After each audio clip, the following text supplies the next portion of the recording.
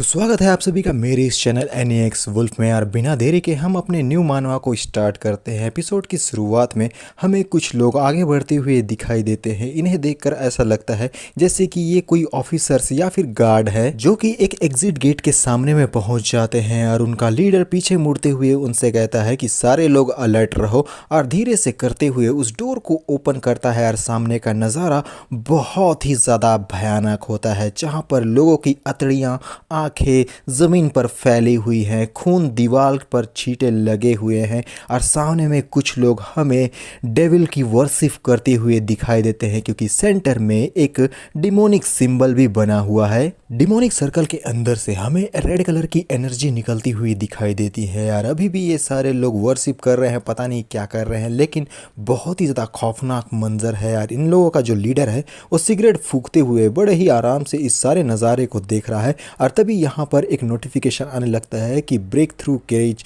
Awaken in time star blood at prosperity can not be obtained. और हमारा जो main lead है उसकी आंखें हड़बड़ा कर खुल जाती है। ऐसा लगता है कि वो इस तरीके के सपने को देख रहा था। वो अपने सर को पकड़ लेता है और पूरी तरीके से शांत अपने आप को करने की कोशिश करता है। और साइड में टेबल पर हम लोगों को कुछ ड्राइंग्स बने हुए दिखाई देते हैं जो कि इन डिमोनिक क्रीचर्स के समान ही दिखाई दे रहे हैं। मेन लीड टेबल पर रखे पानी के गिलास को उठा लेता है और अपने मोबाइल को चेक करने लगता है पानी पीते हुए और फिर मोबाइल को देखते हुए बोलता है कि बाहर की दुनिया सचमुच में अब बहुत ही ज़्यादा डेंजरस हो चुकी है। और तभी हम देखते हैं कि उसके रूम में अचानक से उथल पुथल मच जाती है जिसकी वजह से मेन लीड बहुत बुरी तरीके से चौंक जाता है क्योंकि उसका जो विंडो है अचानक से ओपन हो गया था। वहाँ पर से तेजी की रफ्तार से हवा अंदर आ रही है या फिर अंदर से बाहर तो जा रही है। और मेन लीड अपने कपड़ों को पहनते हुए बोलता है कि ये तो बड़ी ही स्ट्रेंज वाली बात है, मैंने तो विंडो को क्लोज किया हुआ था प्रॉपर तरीके से, आखिर ये ओपन कैसे हो गया। चलो मैं थोड़ा बाहर जाके आता हूँ वरना आजू बाजू के लोग मुझे कल्टिस्ट का मेंबर समझेंगे। मेन लीड सीढ़ी से जैसे उतर के सामने का नजारा देखता है ये तो और भी भयानक है क्योंकि वही कल्टिस्ट वाले लोग शायद इस जगह पर आ चुके हैं और उन लोगों ने एक ह्यूमन को बड़ी ही बेरहमी से जान से मार दिया है। बेचारे के खून जमीन पर फैले हुए हैं लपालप। और हमारे मेन लीड को आता हुआ देखकर ये जितने भी कल्टिस्ट है वो चौंक कर साइड की तरफ में मुड़ते हुए मेन लीड को ही घूर कर देखने लगते हैं क्योंकि मेन लीड ने इन लोगों का अटेंशन अपने तरफ ले लिया है। इस वजह से वो अपने मन में घबराते हुए बोलता है कि ये बिल्कुल भी ठीक नहीं है और तेजी की रफ्तार से इस जगह पर से अपनी जान को बचाने के लिए भागने लगता है। जल्दी से दरवाजे को खोलकर उसे अंदर में घुसने के बाद अपने पीठ के बल उस दरवाजे को वहीं पर ही बंद कर देता है ताकि ये कल्टिस्ट के लोग यहाँ पर एंट्री ना कर सके। लेकिन उसे आहट महसूस हो जाती है। वो बोलता है कि निकल जाओ यहाँ पर से वरना मैं स्पेशल डिपार्टमेंट को तुम्हारे बारे में सारी इन्फॉर्मेशन दे दूंगा। अपने मन में कहने लगता है क्या अब वो लोग इस जगह पर से निकल गए हैं, मुझे अब बहुत ज़्यादा डर लग रहा है, पता नहीं अब मुझे क्या करना चाहिए, क्या मुझे सचमुच में स्पेशल डिपार्टमेंट को इसके बारे में नोटिफाई कर देना चाहिए। विंडो की तरफ हम लोगों को बहुत ही खौफनाक हाथ दिखाई देता है जिसे मेन लीड देखने के बाद और भी ज़्यादा घबरा जाता है और अपने फ़ोन कॉल पर कहने लगता है कि स्पेशल डिपार्टमेंट के लोग आखिर मेरे कॉल का आंसर क्यों नहीं दे रहे हैं। लेकिन ये जो बंदा जिसके हाथ विंडो के पास थे वो विंडो को बहुत बुरी तरीके से तोड़ते हुए कहता है तो तुम ही वो थे जो हमारे स्पाइडर गॉड के सेक्रीफाइस को स्पाई कर रहे थे। तुम्हारे जैसे निचले दर्जे के क्रीचर का मरना तो तय है। और इतने खौफनाक क्रीचर को अपने सामने में देखकर हमारा जो मेन लीड है वो बहुत बुरी तरीके से डर में चीखने चिल्लाने लगता है। यार ये बंदा यानी कि मॉन्स्टर हमारे मेन लीड के और ज़्यादा नज़दीक आ चुका है। मेन लीड अपने हाथों में लकड़ी का चेयर पकड़कर अटैक करने लगता है इस मॉन्स्टर के ऊपर ताकि वो उसके नज़दीक ना आ सके। लेकिन ये मॉन्स्टर उस लकड़ी के चेयर को तोड़ते हुए गुस्से में चिल्लाकर बोलता है कि इतनी ज़्यादा स्ट्रगल करने की क्या ज़रूरत है, तुम्हारा जो अंत है वो मौत ही है। अब मेन लीड बड़े ही तेजी की रफ्तार से अपनी जान बचाने के लिए दोबारा इस जगह पर से उस मॉन्स्टर से दूर भागना शुरू कर देता है और ये मॉन्स्टर उसका पीछा करते हुए बोलता है कि तुम मेरे चंगुल से बिल्कुल भी बचकर नहीं जा पाओगे।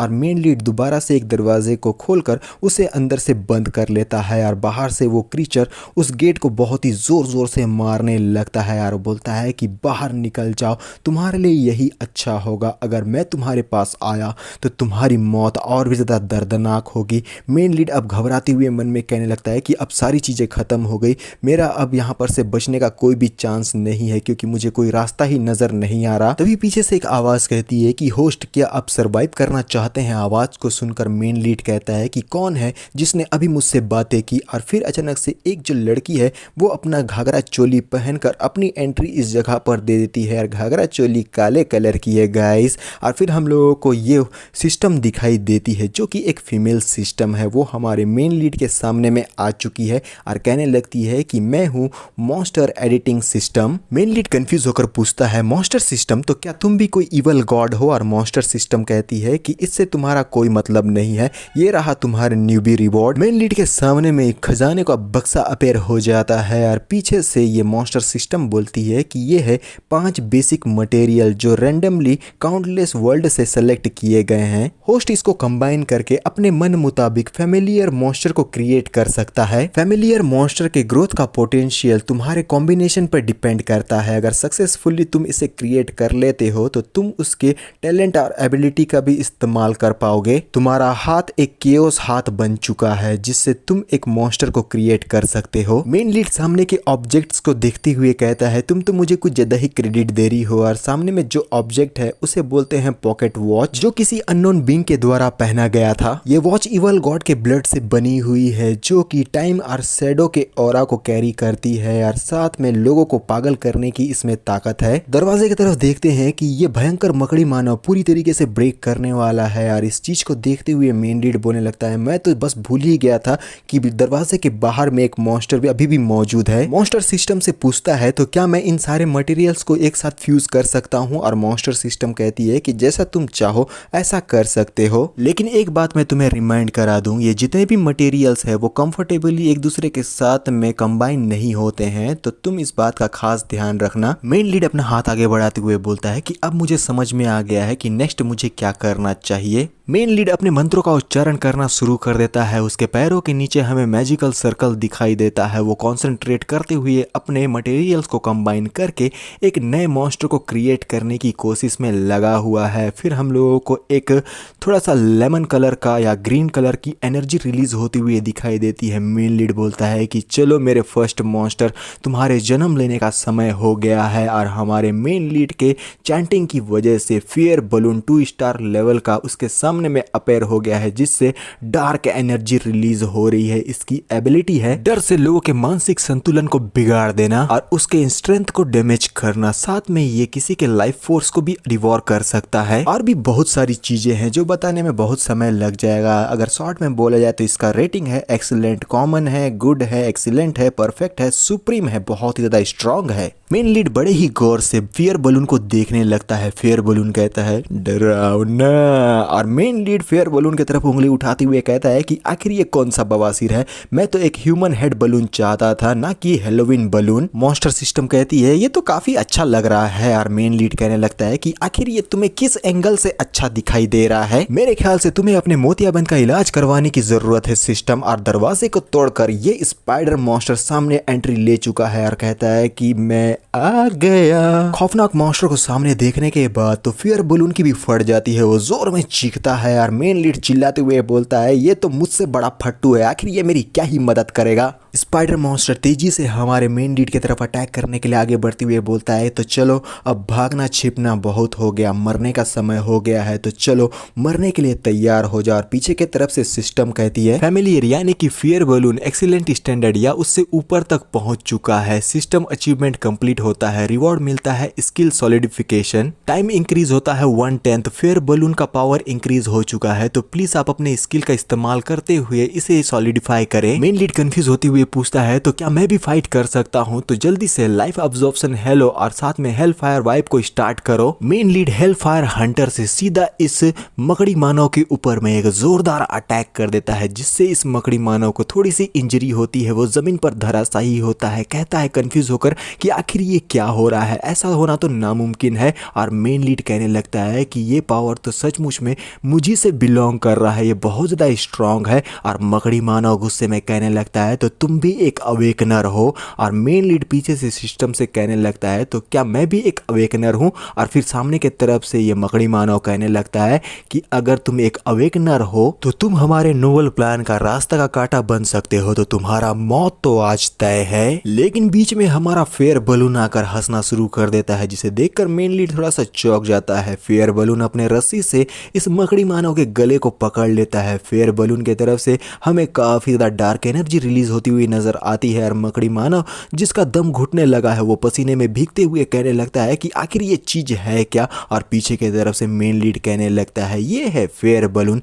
जिसने अपना काम बहुत ही अच्छे से किया है, इसी तरीके से उसे पकड़ कर रखो, तब तक मैं इसे निपटाता हूँ। फिर हमारा मेन लीड अपने हेल फायर हंटर को हवा में गोल गोल गोल गोल घुमाने लगता है और एक जोरदार अटैक इस मकड़ी मानव के ऊपर में करते हुए कहता है तो हेल फायर हंटर चलो अपना जलवा दिखाओ। और हंटर के एक ही वार से मकड़ी मानव दो हिस्सों में कट जाता है और दर्द में चीखते हुए मकड़ी मानव कहता है कि लॉर्ड एटलास नाचा।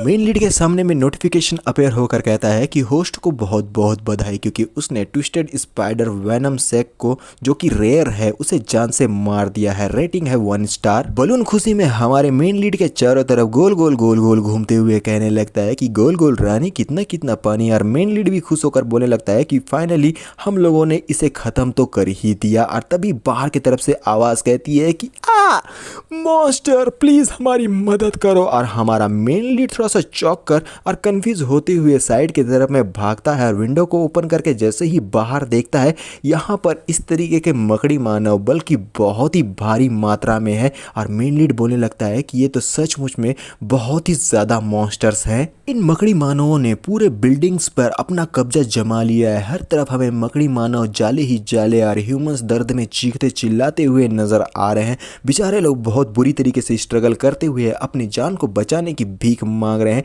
कुछ लोग छुपे हुए हैं लेकिन ये मकड़ी मानव उन्हें भी नहीं छोड़ रहे, उनके नजदीक तक पहुंच चुके हैं। और कुछ मकड़ी मानवों ने मिलकर बहुत सारे इंसानों को अपने जाल में फंसाकर उस जाल में बने हुए बड़े से जगह पर एक साथ रखा हुआ है। और तभी हम देखते हैं कि एक और मकड़ी मानव यहाँ पर तोड़फोड़ करते हुए अपनी एंट्री दे देता है, यानी कि इन सारे मकड़ी मानवों ने मिलकर इस पूरे सिटी पर तबाही मचा दी है। और हमारा मेन लीड ये सब कुछ देखते हुए बोलता है कि ये तो सचमुच में बहुत ही ज़्यादा स्ट्रेंज है क्योंकि होंगजाओ सिटी के पास autonomous counter attack defence system है। आखिर ये कैसे हो सकता है कि वो काम नहीं कर रहा और इतने सारे मॉन्स्टर एक साथ यहाँ अटैक कर रहे हैं। अभी थोड़ी देर पहले मैंने कॉल भी किया था लेकिन सामने से मुझे कोई भी आंसर नहीं मिला। क्या ऐसा हो सकता है कि हमारा सारा डिफेंस सिस्टम बर्बाद हो चुका है, या ऐसा हो सकता है कि किसी ने अपनी चाल यहाँ पर चली हो। लेकिन अब इन सारी बातों को कोई मतलब नहीं बनता, हमें हर हालत में इन सारी चीजों को रोकना होगा वरना इंटायर होंगजाओ सिटी एक सेक्रीफाइस ऑफरिंग प्लेस बन जाएगा। अगर हमने इवल गॉड के अवतार को यहाँ पर आने दिया तो सारी चीजें एक ही बार में खत्म हो जाएगी, कोई भी जिंदा नहीं बचेगा। बलून अपनी रस्सी से एक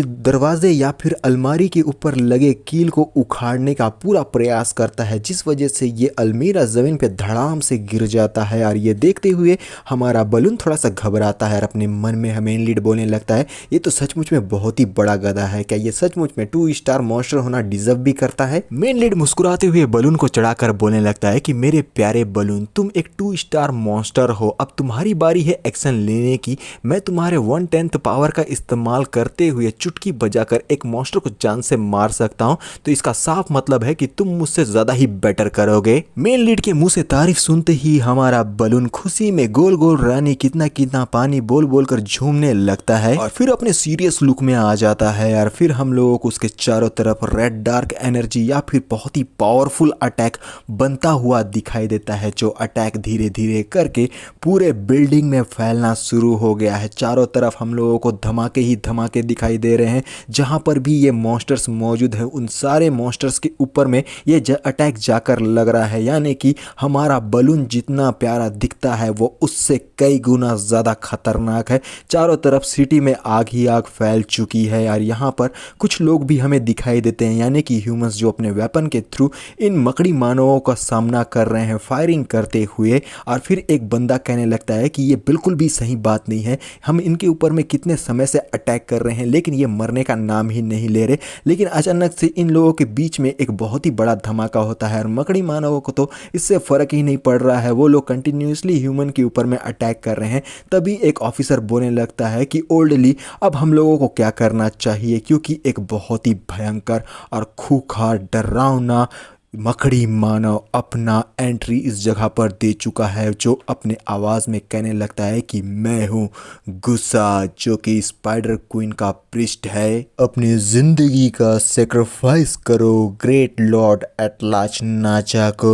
ली अपने साथियों को ऑर्डर देते हुए बोलता है कि सेकंड टीम तुम लोग पीछे हट जाओ और डिफेंस पे ध्यान दो, इसके नजदीक जाने की बिल्कुल भी कोशिश मत करना क्योंकि यहाँ पर रिस्क बहुत ज्यादा हाई है। और फोर्थ टायर अवेकनर्स अटैक करने के लिए तैयार हो जाओ। हमें फोर्थ टायर अवेकनर्स दिखाई देते हैं जो कि स्पेशल एबिलिटी यूजर्स है। कुछ तो अपने कटिंग बाइंड ब्लेड का इस्तेमाल करते हैं, एक अपने ब्लेजिंग स्पेयर का इस्तेमाल करता है, तीसरा अपने अर्थ स्पाइक का इस्तेमाल करते हुए इस मॉन्स्टर के ऊपर में तीनों के तीनों ही अटैक कर देते हैं। तीनों ही अटैक जाकर सीधा इस मॉन्स्टर को लगते हैं, लेकिन ये मॉन्स्टर बहुत ही ज़्यादा ठहाके मारकर हंसते हुए बोले लगता है कि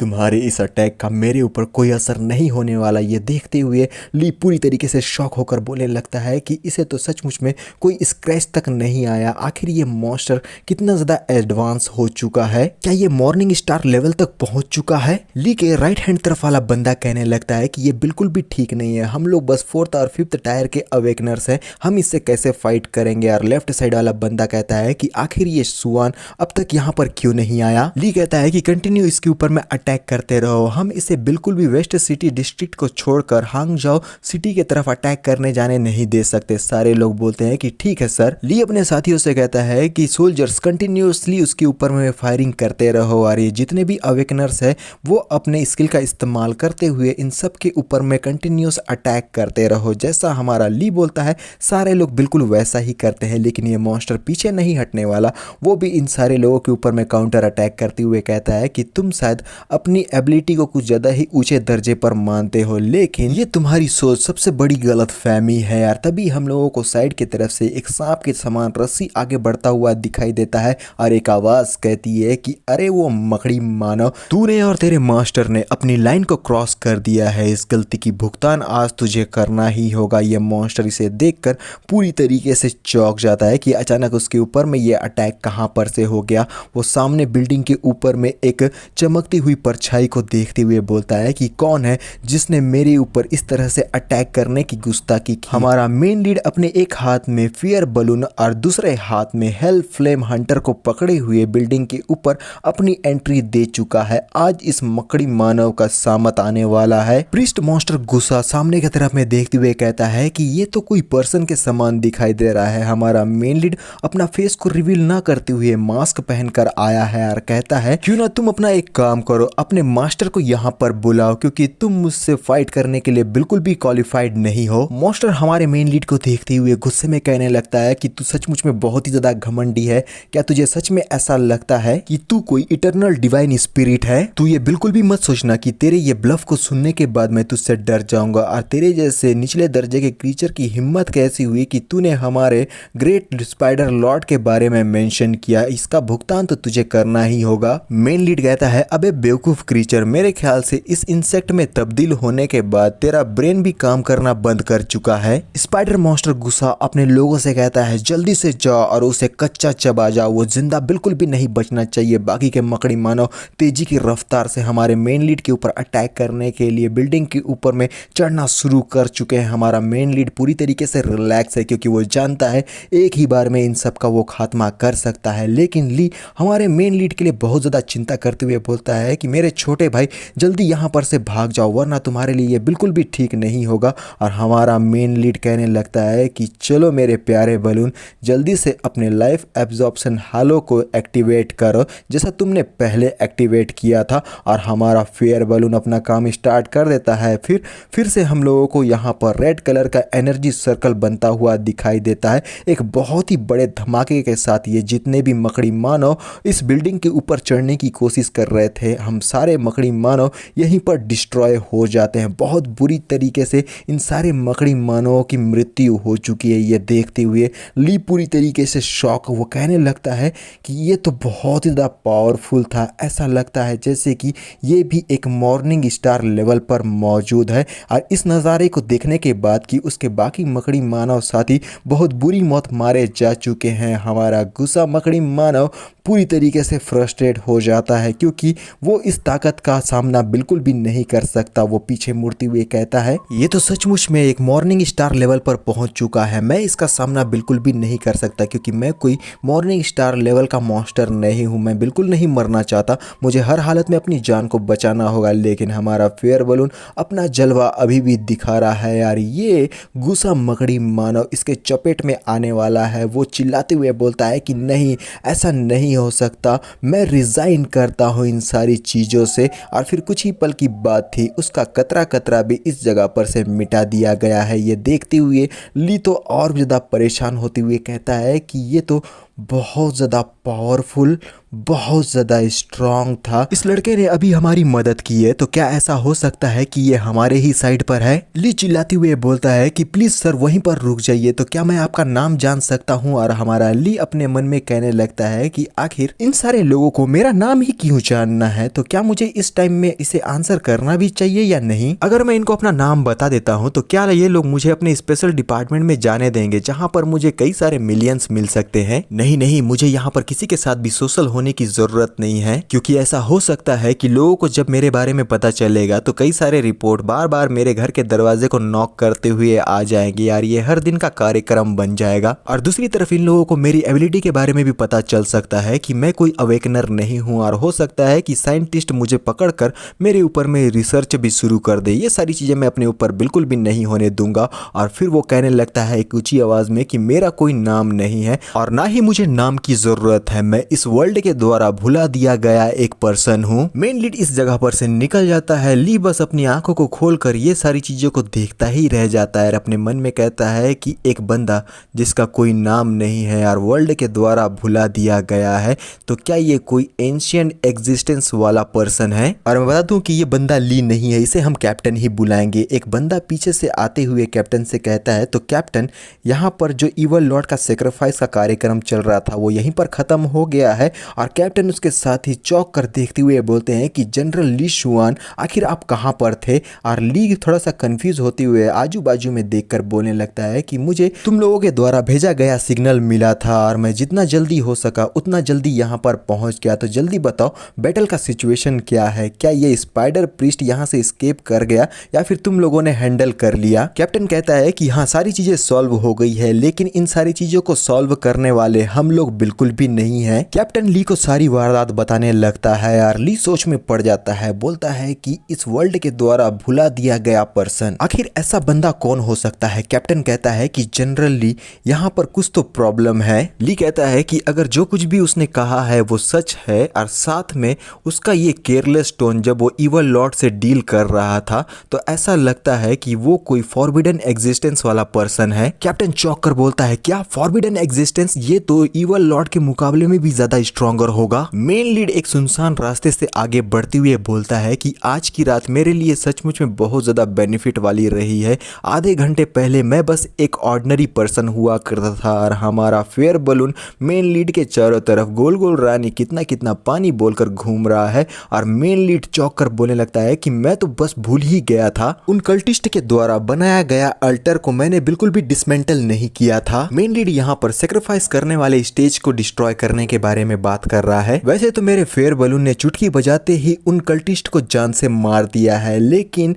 वो वेदी और सेक्रीफिशियल ऑफरिंग वहीं पर मौजूद है। पता नहीं कौन सा ट्रबल अब आने वाला है, लेकिन फिर भी मैं अच्छे से शांत भरी जिंदगी हांग सिटी में जीना चाहता हूँ। मेन लीड इन्हीं सारी बातों को सोचते हुए अपने रास्ते आगे बढ़ चुका है, लेकिन बड़ी बड़ी बिल्डिंगों के पास हम लोगों को कई सारे जाले दिखाई दे रहे हैं। मेन लीड एक रास्ते से गुजरने लगता है जहां पर खून के बहुत ही बड़े बड़े धब्बे लगे हुए हैं। बहुत ब्रूटल तरीके से इन मकड़ी मानवों ने इंसानों का खात्मा किया है। और हमारा मेन लीड इसी रास्ते से आगे गुजरते हुए बोलने लगता है कि फाइनली वो मुझे मिल गया। और दरवाजे को ओपन करता है, फेयर बलून उसके पीछे में मौजूद है। हम लोगों को सेक्रीफाइस और ऑफरिंग का वेदी दिखाया जाता है जहां पर एक मैजिक सर्कल के बीचों बीच अजीबो गरीब सा क्रीचर या फिर इन सारे लोग यानी कि कल्टिस्ट के द्वारा पूजा किया जाने वाला मूर्ति मौजूद है। हमारा मेन लीड देखने लगता है कि यहाँ पर कुछ मरे हुए इंसान भी है। वो कहता है कि ये ऑलरेडी मारे जा चुके हैं, तो तुम्हारी आत्मा को भगवान शांति दे। Main lead hell flame hunter का इस्तेमाल कर देता है। हंटर में पूरी तरीके से आग फैल चुका है और चारों तरफ हमारा मेन लीड इस जगह को आग लगा देता है, यानी कि वेदिका आज जलकर राख होना तो तय ही है। लेकिन ये मॉन्स्टर अभी तक यहाँ से हिला नहीं है, यानी कि ये किसी प्रकार का कोई मूर्ति है। लेकिन जितना भी यहाँ पर सेक्रीफाइस किया गया था वो सारी बॉडी यहाँ पर बहुत बुरी तरीके से बर्न होने लगती है यार। मेन लीड एक टक इस मूर्ति को ही देखे जा रहा है, जहाँ पर कुछ मोतियाँ भी लगी हुई है शायद, या फिर किसी प्रकार का कोई आँख है या ककून है, पता नहीं क्या है। जो कुछ भी है एक तो ईवल है, इतना मेरे को मालूम है यार। मेन लीड कहने लगता है तो ये कोई ब्लैक डायमंड नहीं बल्कि एक ब्लैक ऑब्सिडियन है। अगर इसके बारे में बात किया जाए तो इसके द्वारा ईवल वार्डिंग ब्रेसलेट को बनाया जा सकता है शायद। और एक मोती को अपने हाथ में पकड़कर खुश होते हुए कहने लगता है लेकिन इसकी क्वालिटी बहुत ही ज्यादा अच्छी है, तो क्यों ना मैं इसे अच्छे प्राइस पे सेल कर देता हूँ। और दूसरी तरफ ये स्टैचू बिल्कुल भी नॉर्मल नहीं है, इसमें से फ्रेग्रेंट स्मेल कर रहा है। लेकिन इस बात पे तो मैं पूरी तरीके से कंफ्यूज हूँ कि जिस मटेरियल से ये स्टैचू बना है ये बिल्कुल भी लो क्वालिटी का नहीं है। मेन लीड सिस्टम से पूछता है तो सिस्टम मुझे बताओ क्या मैं स्टैचू के ऊपर में अपने एक्सट्रैक्ट का इस्तेमाल कर सकता हूँ। और सिस्टम कहती है कि जी हाँ, आप जैसा चाहे कर सकते हैं। और हमारा मेन लीड अपने एक्सट्रैक्ट एबिलिटी का इस्तेमाल कर देता है। बहुत ही तेज सुनहरी रोशनी इस जगह पर दिखाई देती है। मेन लीड खुश होते हुए बोलता है कि एक्सट्रैक्शन सक्सेसफुल रहा। मेन लीड के पीछे में एक डायमेंशन टाइप में कुछ क्रैक होने लगता है, जिस चीज का जैसे ही मेन लीड को एहसास होता है वो पूरी तरीके से शॉक हो जाता है। यार ये क्रैक धीरे धीरे बहुत ही ज्यादा बड़ा हो रहा है। ये देखते हुए मेन लीड परेशान होकर बोलता है कि आखिर ये क्या हो रहा है। तभी ये क्रैक बहुत बड़े एक होल में बदल जाता है, वो भी डार्क होल। और मेन लीड इस डार्क होल के अंदर में गिरा चला जा रहा है। वो चीखने लगता है और किसी अलग ही दुनिया में पहुंच चुका है, जहां पर चारों तरफ हमें मकड़ी के जाले दिखाई दे रहे हैं। और हमारा मेन लीड मकड़ी के जाल के बीचों बीच में जा फंसा है। इस चीज को महसूस करते हुए वो कहने लगता है कि ये तो स्पाइडर सिल्क है और ये रूम शायद किसी दूसरे ही स्पेस से कनेक्टेड था। मेन लीड सामने का नजारा देखता है, उसकी आंखें फटी की फटी रह जाती है। यहाँ पर एक बहुत ही खौफनाक स्कल जैसे दिखने वाला मॉन्स्टर आ चुका है और ये मॉन्स्टर सचमुच में बहुत ही ज़्यादा खतरनाक है। ये है ईवल गॉड एटलाचनाचा, यानी कि ये जितने भी मकड़ी मानव है उन सब का ईवल गॉड, जो बहुत ही खतरनाक और पावरफुल है। और इसके जाल में हमारा मेन लीड फंस चुका है। मेन लीड अपने मन में कहता है कि शायद मुझे अपने सर को ऊपर उठाकर सीधा उसके नजरों में नजरें मिलाकर नहीं देखना चाहिए, वरना मेरी मौत तो निश्चित ही है। तभी मेन लीड के सर में कुछ होने लगता है। वो अपने सर को पकड़कर बोलता है कि यहाँ पर बहुत ज्यादा हल्ला हो रहा है, ये बिल्कुल भी कंफर्टेबल नहीं है। ऐसा लगता है जैसे कि मेरा सर दो हिस्सों में फट जाएगा। मेन लीड के साथ में कुछ म्यूटेशन होने लगा है, उसमें फोड़े दिखाई दे रहे हैं। वो दर्द में चीखने चिल्लाने लगता है क्योंकि उसके मकड़ी जैसे पैर बाहर निकल रहे हैं। और तभी हम देखते हैं कि एक बड़े से सीजर से हमारे मेन लीड की तरफ में अटैक कर दिया गया है। ये अटैक करने वाली कोई और नहीं बल्कि हमारी मॉन्स्टर सिस्टम है, जिसका खुद का एक सीजर वाला वेपन है। वो कहने लगती है कि एक ईवल गॉड ऑरा डिटेक्ट किया गया है, जल्दी से प्रोटेक्शन मोड को इनिशिएट करो। और हमारा मेन लीड ये देखते हुए बोलता है ये तो सिस्टम है। सिस्टम अपने सीजर को गोल गोल घुमाते हुए हमारे मेन लीड से कहती है कि अब दोबारा से डायमेंशन ओपन होने वाला है, तो होस्ट मेरे 10 काउंटडाउन तक आप इंतजार कीजिए, उसके बाद आप इस ड्रीम लैंड से निकल जाइए। मेन लीड अपने मन में कहता है कि मैंने बिल्कुल भी एक्सपेक्ट नहीं किया था कि सिस्टम इतना ज़्यादा डोमिनेटिंग पावर को होल्ड किए हुए है। उसने अपने सिंगल स्ट्राइक से मेरे और इस ईवल गॉड के बीच के कनेक्शन को ब्रेक कर दिया, और जो मेरे बॉडी में म्यूटेशन हो रहा था उस म्यूटेशन को भी इसने रोक दिया। और सिस्टम दूसरी तरफ से काउंटडाउन कर रही है 10, 9, 8, 7, 6, 5। और दोबारा से हमारा मेन लीड अपने मन में कहने लगता है अगर ऐसी ही बात है तो अब मुझे डरने की बिल्कुल भी ज़रूरत नहीं है। मेन लीड अपने हाथों को ऊपर उठा लेता है और मुस्कुराते हुए कहने लगता है ब्रदर एटलाचा यानी कि ईवल गॉड, मैं इतने डिफ़िकल्टीज़ को पार करके तुमसे मिलने के लिए यहाँ पर आया था। एटलीस्ट मैं तुम्हारे पास से कुछ स्पेशल चीज़ों को तो लेकर जाऊँगा ही अपने साथ। मेन लीड के कुछ करने की वजह से ईवल गॉड एटलाचा के साथ में कुछ अजीबोगरीब सी चीजें होने लगती है। वो जोर जोर से चीखते हुए बोलता है कि आखिर किसकी इतनी हिम्मत हुई मेरी बॉडी को चुराने की। और पल भर की बात थी, इवल गॉड एटलाचा इस जगह पर से डिसअपेयर हो चुका है। और साइड में हमारा जो मेन लीड है उसके पीछे के तरफ हमें डायमेंशनल पोर्टल ओपन हुआ दिखाई देता है और हमारी सिस्टम बोलती है 210 और हमारा मेन लीड बोलता है कि इस जगह को मैं बाय बाय बोलता हूँ और डायमेंशनल पोर्टल के थ्रू उस जगह पर से निकल जाता है। और साथ में सिस्टम और हमारा फेयर बलून जो अभी भी बाहर के वर्ल्ड में ही था, वो काफ़ी टाइम से हमारे मेन लीड के आने का इंतज़ार कर रहा था। और मेन लीड के हाथों में कुछ है और वो खुश होते हुए बोलने लगता है कि हम सक्सेसफुली वापस आ गए हैं। लेकिन एक मिनट, ये तो मेरा ही रूम है ना। और सिस्टम ताली बजाती हुए कहती है कि होस्ट को बहुत बहुत बधाई कि आप इवल गॉड को फेस करके उसके सामने से एस्केप करके बाहर आने में कामयाब हो गए। आपका ये अचीवमेंट कंप्लीट होता है। सर्वाइवर जिसने इवल गॉड को फेस किया है, इस वजह से उसका लेवल अनलॉक होता है 2/5। करंट परमिशन लेवल है level 1। Main lead status window को देखने लगता है। अगर मैं सारी डिटेल के बारे में बताऊंगा तो बहुत ही लंबा समय लग जाएगा। वो अपने मन में कहने लगता है कि आखिर अब ये परमिशन है क्या और इसका करते क्या है। सिस्टम बताती है कि जब भी आपका लेवल इंक्रीज होगा उसके साथ परमिशन लेवल भी इंक्रीज होगा और होस्ट को रैंडमली कोई सा संदूक दिया जाएगा सेम लेवल का, जिसके अंदर में मटेरियल्स स्टार रेटिंग अनलिमिटेड हो सकता है या हो सकता है कि वो वाला जो संदूक है वो खाली हो। मेन लीड कहता है कि आखिर ये किस तरीके का गेमलिंग संदूक है जो कि खाली भी हो सकता है। सबसे पहले इन सारी बातों को छोड़ो और मुझे ये बताओ कि आखिर ये किस तरीके का मटेरियल है। सिस्टम बताता है ये है स्पाइडर गॉड सिल्क 5 स्टार का। इसका काम क्या होता है वो आगे हम लोगों को खुद ही पता चल जाएगा। इतना लंबा चौड़ा पढ़ने का मतलब ही क्या बनता है। लेकिन इन सारी चीजों को जानते हुए हमारा मेन लीड उसके मुंह खुले हो जाते हैं। वो शौक होते हुए कहने लगता है बस मैं उस इवल गॉड के सिल्क का एक गोला लेकर आ गया। वो 5 स्टार का मटेरियल है। अगर मैं उसके किडनी, हाथ, पैर, मुंह, न जाने कौन कौन से बॉडी पार्ट को लेकर आता वो तो शायद 6 स्टार के मटेरियल होते। फिर अपने मन में कहता है कि लो स्टार के मटेरियल का इस्तेमाल करते हुए मैंने फेयर बलून को क्रिएट कर दिया था जिसका मुझे 1/10 पावर मिला था। अभी मेरे पास में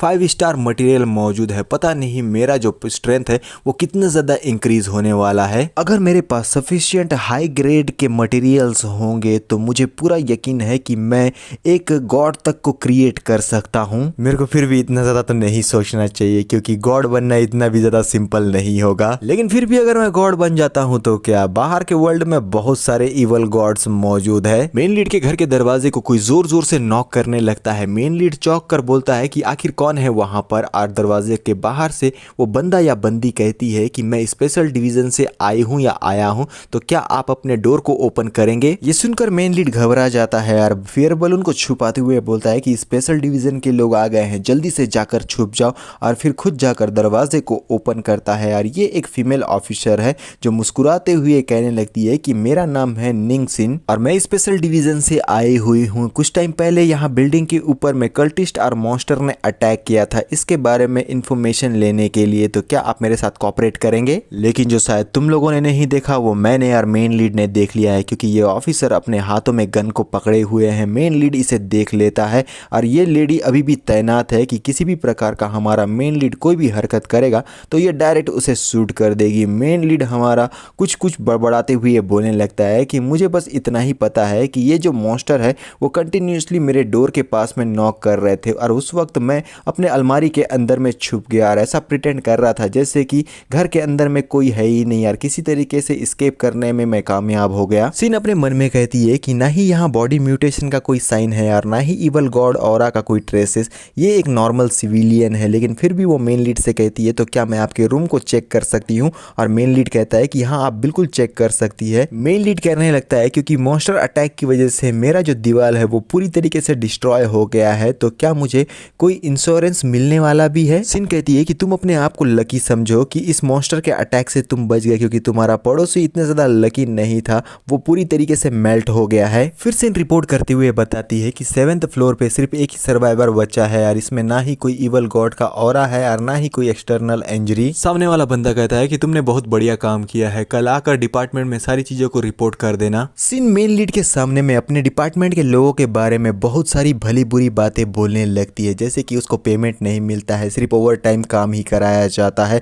और इस सारी बातों को सुनने के बाद मेन लीड उससे कहता है बड़े ही प्यार से कि तुम्हारा माइक अभी भी ऑन है। और सामने वाला ऑफिसर चिल्लाते हुए बोलता है कि 5 मिनट के अंदर में आकर तुम रिपोर्ट करो। बेचारी सिन रोते डरते हुए भागकर बोलने लगती है कि कैप्टन जांग प्लीज मुझे माफ कर दीजिए, मैं गलत थी, मैं वापस आ रही हूँ अभी के अभी। मेन लीड डोर को क्लोज करते हुए बोलता है कि फाइनली वो इस जगह को छोड़कर चली गई, लेकिन रुको, मुझे ऐसा क्यों लग रहा है कि मैं कुछ तो चीज करना भूल रहा हूँ। सीन गहरी अंधेरी रात में बड़े बड़े बिल्डिंगों की तरफ दिखाया जाता है, जहाँ पर हमारे मेन लीड के द्वारा बनाया गया जो ड्राइंग है ना, वो जमीन पर पड़ा हुआ है और एक हाथ उस ड्राइंग को उठा रहा है। और ये है कोई फीमेल स्टूडेंट जिसके बड़े बड़े बुबरे मौन है और वो एक स्माइल के साथ उस ड्राइंग को देख रही है। दूसरी तरफ हम लोगों को फायर डिपार्टमेंट के लोग दिखाए जाते हैं जो सिटी पे आग लगा हुआ है, उस आग को बुझाते हुए न्यूज़पेपर वाले आज की सारी वारदातों को रिपोर्ट करके बता रहे हैं कि मकड़ी मानवों का एक बहुत ही बड़ा अटैक किया गया था। हमारा मेन लीड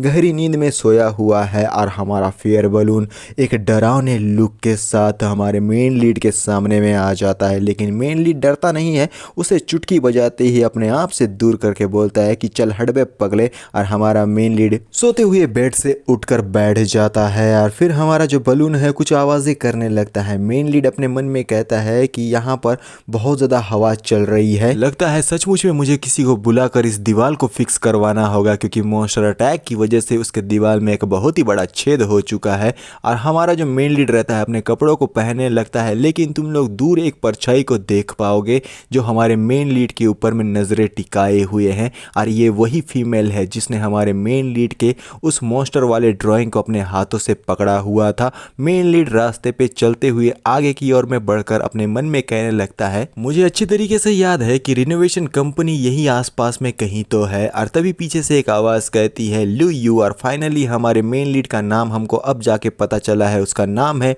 लू यू। और हमारा यू थोड़ा सा कंफ्यूज होकर पीछे की तरफ में मुड़ता है और वही लड़की जिसने हमारे मेन लीड के ड्राइंग को पकड़ा था और दूर से उसके ऊपर में स्पाई कर रही थी, वो मेन लीड के सामने में आकर मुस्कुराते हुए बोलने लगती है कि यू आखिर तुम ईस्ट डिस्ट्रिक्ट में क्या करने के लिए आए हो। और मेन लीड कहने लगता है कि टांगवान आखिर तुम यहाँ पर क्या कर रही हो। लेकिन तुम्हारे सवालों का पहले मैं जवाब देता हूँ, मेरा घर के ऊपर में अटैक हुआ था जिसकी वजह से उसे रिपेयर करने की जरूरत है। और वान कहती है कहीं तुम्हें चोट तो नहीं लगी। और हमारा यू कहता है कि नहीं मुझे कोई चोट नहीं लगी।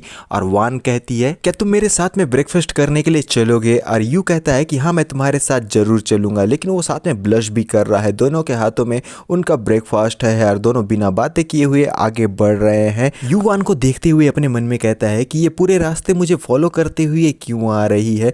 भले ही हम लोग क्लासमेट हैं, लेकिन फिर भी इन सारी चीज़ों को ऐसे नहीं होना चाहिए था। जब हम हाई स्कूल में हुआ करते थे पूरे 3 साल तक बस हम लोग एक दूसरे से हाय हेलो तक ही सीमित थे, इससे ज़्यादा कुछ नहीं। वान और मैं एक जैसे बिल्कुल भी नहीं है, क्योंकि वान हमेशा लोगों के बीच में घिरी हुई रहती थी और वहीं पर दूसरी जगह मैं एक अनाथ जिसकी दुनिया लोगों के बीच में नहीं बल्कि अपने आप में ही सिमट कर रह गई थी। अच्छा यही होगा कि मैं पास्ट की बातों को पास्ट में ही रहने दूं, मुझे अपने प्रेजेंट पे कंसंट्रेट करना होगा। और कल ही मुझे उस स्पाइडर इवल गॉड से बहुत सारे मटेरियल्स मिले हैं, तो मुझे अपने लिए एक ब्रांड न्यू फॉलोवर को क्रिएट करना होगा दोबारा से। तभी यू के दिमाग की बत्ती जल जाती है, क्योंकि उसे कुछ याद आ गया है जो वो भूल चुका था। और आजू बाजू करके देखने लगता है, उसे इस तरीके से हरकत करता हुआ देखकर वान कंफ्यूज होकर पूछने लगती है कि यू आखिर तुम्हारे साथ में क्या हुआ। और यू बड़े ही गहरी विचार में डूब जाता है, फिर भागते हुए बोलता है कि अचानक से मुझे कुछ याद आ गया है, तो मैं तुम्हें यहीं पर छोड़कर जा रहा हूँ।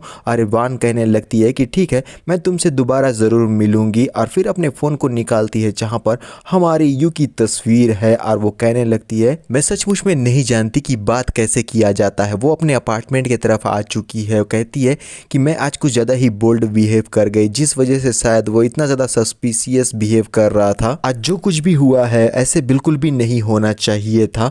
और फिर वो बहुत ज़्यादा ब्लश करके अपने एक उंगली को मुंह में रखते हुए बोलती है कि नहीं उसे इन सारी चीज़ों के बारे में कुछ भी पता नहीं चलेगा। उसकी उंगलियों में उसके मुंह से निकला हुआ लार नज़र आता है, वो बहुत ज़्यादा ब्लश कर रही है जिसका साफ मतलब है। फिर वो अपने घर के लाइट को ऑन कर देती है जहाँ पर हमारे यू के फ़ोटो दीवारों पर लगे हुए हैं। वो बोलने लगती है कि लू मैं वापस आ गई। और ये सचमुच में हमारी जो वान है ना वो बहुत बड़ी साइको है, क्योंकि हमारे यू के द्वारा छोड़ा फेंका गया सारा सामान, यहाँ तक कि उसका बाल कपड़ा सब कुछ उसकी जगह पर मौजूद है। और यहाँ तक कि ये जो पैरदानी है वहाँ पर यू का पोस्टर लगा हुआ है, साथ में उसका जो बेड है वहाँ पर भी यू के फोटोज दिखाई देंगे। ये तो पूरी तरीके से साइको लड़की है यार। वान अपना हाथ आगे करते हुए अपने अलमारी से एक कपड़े को निकाल लेती है और उसे सूंघने लगती है। वो बहुत ज़्यादा ब्लश कर रही है, हो ना हो ये कपड़ा हमारे यू का ही है। यू के कपड़े को पकड़कर वो अजीबोगरीब से आवाज़ें निकालते हुए यू का नाम ले रही है, यानी कि वो हमारे यू के प्यार में पूरी तरीके से डूब चुकी है। और हमारे यू का जो बॉडी है वो पूरी तरीके से ठंड में काँप उठता है। वो अपने मन में कहने लगता है कि आज क्या सचमुच में इतनी ज़्यादा ठंडी है कि मेरा पूरा बॉडी ही काँप गया। चलो रात गई बात गई, यू अंगड़ाई लेते हुए बोलता है कि फाइनली कुछ ही दिन की बात है और लोग यहाँ पर आके मेरे इस दीवार को जो टूट चुका है उसे फिक्स कर देंगे। बलून भी बहुत ज़्यादा खुश हो जाता है और हमारे यू के जैसे ही नज़दीक जाता है यू उसको वहीं पर रोकते हुए बोलता है कि अरे प्यारे बलून, मुझे इस तरीके से पागलों की तरह फॉलो करना बंद कर ले। अभी तक तो मैंने लंच भी नहीं किया है यार, तू मेरे साथ में प्यार मोहब्बत की बातें करना चाहता है। और अपने मन में कहने लगता है तो चलो सबसे पहले हम देख लेते हैं कि मटेरियल में क्या स्पेशल चीज़ें हैं आज मेरे पास। स्टेटस विंडो में दिखाया जाता है twisted spider venom sac, rare rating है 1 स्टार, क्वांटिटी है 1, twisted venom sac common, rating है 1 स्टार, क्वांटिटी है 5, mutated twisted spider egg, rare rating है 3 स्टार, क्वांटिटी है 1, spider god silk epic, rating है 5 स्टार, क्वांटिटी है 1। ये जो स्पाइडर एग है 3 स्टार वाला, ये स्पाइडर मॉन्स्टर के मदर बॉडी से निकला है जो कि मॉर्निंग स्टार में ट्रांसफॉर्म हो सकता है। और बाकी के इन्फॉर्मेशन को जानकर हम क्या ही कर लेंगे। यू अपने हाथ को उस स्टेटस विंडो के अंदर में घुसाते हुए बोलता है चलो इस स्पाइडर एग को बाहर निकाल कर देखते हैं। हो सकता है कि ये स्पाइडर एग फीमेल हो या फिर इसका आवाज रफ होगा, हो सकता है कि इसका अपीयरेंस बहुत ज्यादा अगली फेस वाला होगा, क्योंकि सारी फीमेल्स तो ऐसी ही होती है ना। और फिर जैसे ही उसके हाथों में ये एग आ जाता है वो बोलता है ये तो एक सचमुच में लिविंग क्रीचर है। सिस्टम, क्या तुम यहाँ पर मौजूद हो? सिस्टम अवेयर होकर कहती है कि मैं हमेशा से आपके आसपास में ही रहूंगी। और यू कहता है कि ये एग, क्या इसे लिविंग क्रीचर के तौर पर काउंट किया जा सकता है या फिर इसका यूज मटेरियल के तौर पर एडिटिंग में किया जा सकता है? सिस्टम कहती है कि अभी तक ये अंडा हैच नहीं हुआ है, इसे मटेरियल के तौर पर काउंट किया जा सकता है, लेकिन इसके अंदर में जो मौजूद मॉन्स्टर है उसने अपना पूरा फॉर्म ले लिया है और इसे हैच करके बाहर निकलने वाला है, तो शायद इसका इस्तेमाल मटेरियल के तौर पर नहीं किया जा पाएगा। मेन लीड कहता है तो इसका मतलब ये है कि हम इसे ज्यादा लंबे समय तक नहीं रख सकते। इस जगह पर बलून कुछ ज्यादा ही एक्साइटेड हो जाता है और हमारा यू उसके सर को पकड़कर बोलता है कि मेरे प्यारे बच्चे, और फिर वो सिस्टम से पूछता है क्या इस मटेरियल का इस्तेमाल मैं अपने इस प्यारे गुब्बारे के स्ट्रेंथ को इंक्रीज करने में कर सकता हूँ? सिस्टम कहती है कि परमिशन लेवल अभी इनसफिशिएंट है, इसलिए ये पॉसिबल नहीं हो सकता। आप एक और दूसरे फेमिलियर क्रीचर को क्रिएट कर सकते हैं। यू कहता है तो इसका मतलब यह है कि मैं अपने प्यारे गुब्बारे के लिए ज्यादा चिंता नहीं कर सकता, क्योंकि मैंने कोशिश की थी लेकिन सिस्टम मुझे अप्रूव ही नहीं कर रहा। यू अपने हाथ को आगे करता है, अंडा हवा में लहराने लगा है और सिस्टम से हमारा यू कहता है कि सिस्टम जल्दी से सारी चीजों को स्टार्ट करो, broken pocket watch, twisted spider venom sac को ऐड करो। लेकिन इस एक्सट्रैक्शन में कुछ तो गड़बड़ी हो जाती है जिस वजह से ये पॉकेट वॉच जमीन पर नीचे गिर जाता है, लेकिन अंडा अभी भी हवा में लहरा रहा है और यू कहता है कि ये तो फेल हो गया। लेकिन पॉकेट वॉच में से कुछ इलेक्ट्रिक टाइप में निकलता हुआ दिखाई देता है, जिसे देखते हुए यू या सिस्टम कहता है कि नहीं रुको, ये अब्जॉर्प्शन अभी भी चल रहा है, ये बस एक एम्प्टी सेल बन चुका है। सिस्टम पॉकेट वॉच के पास जाकर उसे उठाते हुए बताती है कि ये पॉकेट वॉच दूसरे इवल गॉड के ब्लड से बना हुआ है। कई बार एक इवल गॉड दूसरे इवल गॉड को एक दूसरे से दूर फेंक देते हैं। एग्जाम्पल के तौर पर पहले के डिस्टेंट रिवेलर और डीप सी नाइटमेयर दोनों ही अलग अलग कल्ट थे और दोनों ही एक दूसरे को बिल्कुल भी पसंद नहीं करते थे, इस वजह से एक दूसरे के ऊपर में अटैक कर लेते हैं। लेकिन जैसे ही आपका परमिशन लेवल हाई हो जाएगा आप अपने फोर्स का इस्तेमाल करते हुए दोनों ही गॉड को एक साथ मिला सकते हैं। लेकिन फिलहाल के लिए हाई लेवल मटेरियल को लो लेवल मटेरियल के साथ में कंबाइन करना ज्यादा अच्छा होगा। यू कहता है कि ठीक है मैं तुम्हारी बात समझ गया। इवल गॉड सिल्क एक हाई लेवल का मटेरियल है, मेरे लिए अच्छा यही होगा कि नेक्स्ट टाइम के लिए मैं इसे सेव करके रखूं और अभी के लिए स्पाइडर एग और ट्विस्टेड वेनम सेक को कंबाइन करना शुरू कर देता हूं। एक्सट्रैक्शन दोबारा से शुरू हो गया है और कुछ ही पल की बात थी कि स्पाइडर एग और ट्विस्टेड वेनम सेक दोनों ही एक दूसरे से कंबाइन होकर एक तीसरे मटेरियल का रूप ले चुके हैं जिसे स्पाइडर वेनम बोलना ज्यादा अच्छा होगा। यू सिस्टम को देखते हुए कहता है कि मेरा लिमिट बस 2 ही मटेरियल को कंबाइन करने का है फिलहाल, तो चलो लगे हाथ अपने एट्रीब्यूट्स को भी चेक कर लेते हैं। यहाँ हमारे यू के सामने में कई सारे नोटिफिकेशन विंडोज ओपन हो चुके हैं जहाँ पर बहुत सारे इन्फॉर्मेशन बताए जा रहे हैं, लेकिन इतने सारे इन्फॉर्मेशन का हम क्या ही करेंगे। और यू बोलने लगता है मॉर्निंग स्टार लेवल पर जन्म लेना सचमुच में ये एट्रीब्यूट बहुत ही ज्यादा स्ट्रांग है, लेकिन फिर भी इसमें 1 महीने का समय लग जाएगा और सिस्टम कहती है कि ये एक परफेक्ट टाइमिंग है। तो चलो मुझे अवेकनर वर्ल्ड के लेवल और फैक्शन डिविजन्स को देखने दो। यू हड़बड़ाकर बोलता है कि रुको रुको रुको 1 मिनट, और तभी हमारे यू का जो वेट है वो एक फूले हुए गुब्बारे के समान फैल जाता है। उसके बॉडी से रेड डार्क एनर्जी रिलीज हो रही है, वो दर्द में बहुत जोर से चीखता है। हमारा बलून पूरी तरीके से कंफ्यूज कि आखिर यू के साथ में क्या हो रहा है। यू की आंखें लाल हो गई है, उसके बॉडी में म्यूटेशन शुरू हो चुका है, पूरा नस दिखाई दे रहा है, नस बोलो या पता नहीं क्या है, लेकिन लाल कलर का उसके बॉडी में आ चुका है। यू अपने मन में कहता है कि ये बिल्कुल भी ठीक नहीं है, ऐसा लग रहा है कि मेरा जो बॉडी है वो पावर की वजह से पूरी तरीके से ब्लास्ट हो जाएगा क्योंकि ये ओवर पावर कर रहा है। और हमारा गुब्बारा बहुत बुरी तरीके से घबरा जाता है कि उसके होस्ट के साथ में ये सब कुछ क्या हो रहा है। फिलहाल के लिए तो हमारा यू नॉर्मल हो चुका है, लेकिन उसका गुब्बारा जैसा शरीर बिल्कुल भी नॉर्मल नहीं हुआ है। वो अपने मन में कहने लगता है मुझे कोई रास्ता ढूंढना होगा, वरना बलून के इस पावर की वजह से मेरा पूरा बॉडी ब्लास्ट होकर यहीं पर तबाह हो जाएगा। अगर एक बलून ब्लास्ट होने वाला है तो इसे कैसे सॉल्व किया जाएगा? नॉर्मली लोग उसके अंदर के हवा को निकाल लेंगे, लेकिन ये मेथड बिल्कुल भी ठीक नहीं होगा क्योंकि मैं कोई ऑर्डिनरी बलून बिल्कुल भी नहीं हूँ। मैं सिंपली अपने एनर्जी को मुंह और नाक से तो बिल्कुल भी नहीं निकाल सकता। यहाँ पे यू मॉलिक्यूल लेवल का साइंस के बारे में बात कर रहा है जो मुझे समझ में तो आता है, लेकिन तुम लोग इसको समझ के क्या ही कर लोगे, तो ये यूजलेस मेथड है। यू सोचता है कि अब मुझे क्या करना चाहिए क्योंकि अगर उसने अपने अंदर की एनर्जी को रिलीज नहीं किया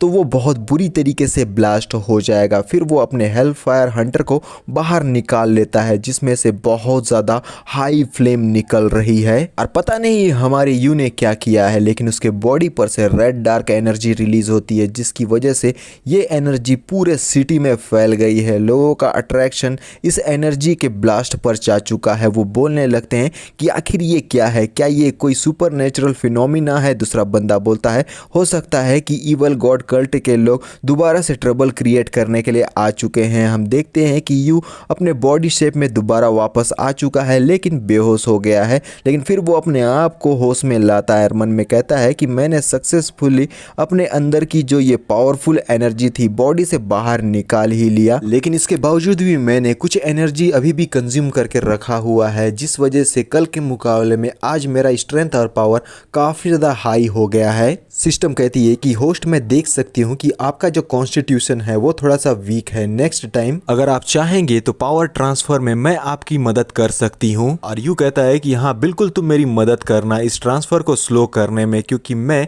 इस तरीके से दोबारा ब्लास्ट नहीं होना चाहता। यू बड़े ही गौर से सिस्टम को देखने लगता है और सिस्टम पूछती है कि होस्ट आप किस एबिलिटी को चूज करना चाहेंगे। यू कहता है कि टाइम पैटर्न और शैडो सर्वेंट, मेरे पास में अभी किसी भी प्रकार के अटैक मेथड की बिल्कुल भी कमी नहीं है। और सिस्टम कहती है कि ठीक है मैं आपकी बातों को बहुत अच्छे से समझ गई। और यू के हाथों में कुछ चमकने लगता है घड़ी जैसा, उसे देखकर यू थोड़ा सा चौंक जाता है और बलून दोबारा से आवाजें करने लगा है। यू कहता है बलून से कि मैंने तुम्हारा नाम लिटिल 7 दिया था तो अब हम इसे लिटिल 8 बुलाएंगे, देखो अपने कंपेनियन को। यू का जो न्यू टीममेट है वो है वाइड शैडो स्पाइडर जो अभी जन्म नहीं लिया है। कोई फिर से दरवाजे को जोर जोर से नॉक करने लगता है। यू बोलता है कि देखो दोबारा कोई आ गया है यार, ये है सिन जो कहती है कि मैं फिर से आ गई, मैं अब यहाँ पर इन्वेस्टिगेशन करने के लिए आई हूँ कि अभी अभी ये जो एनर्जी का ब्लास्ट बाहर देखा गया है आखिर ये सब कुछ क्या था। और यू बोलता है कि आखिर